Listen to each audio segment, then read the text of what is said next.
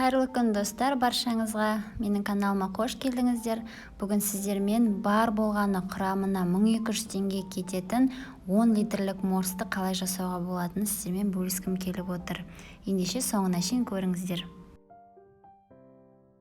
Бізге ол үшін мұздатылған жидек, яғни замороженный ягоды керек. Менде мына жерде ассорти түрі, қалауыңыз бойынша әртүрлі түрінен алсаңыз болады. Мұздатылған жидектен 600 грамм және дәл сондай 600 грамм құмшекер, қант керек болады.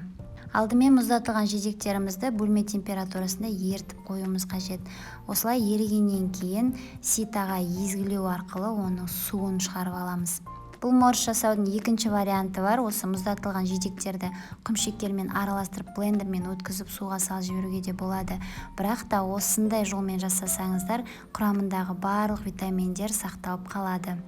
Енді мінекей осылай барлығын езгілеп суын шығарғаннан кейін қалған қою бөлігін бөлек ыдысқа жинаймыз. Мінекей жидектердің сұйығы мен қоюын бөлек-бөлек ыдысқа жинап қойдық. Енді осы қою бөлігін қазір 10 литр сумен қайнататын боламыз, ал сұйығын тоңазытқышқа салып қоямыз. Осылай 10 литр суды алдын ала қайнатамыз.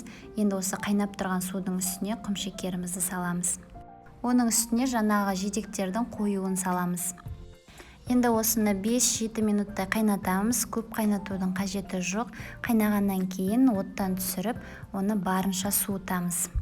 Мінекей менің морсым суыды. Көріп тұрғаныңыздай 2 ыдысқа құйып алдым тез суы үшін. Енді осыны тағы да ситадан өткізіп аламыз. 10 литр суымыз әбден суығаннан кейін осы тоңазытқышқа салып қойған жидектердің согын үстіне құямыз.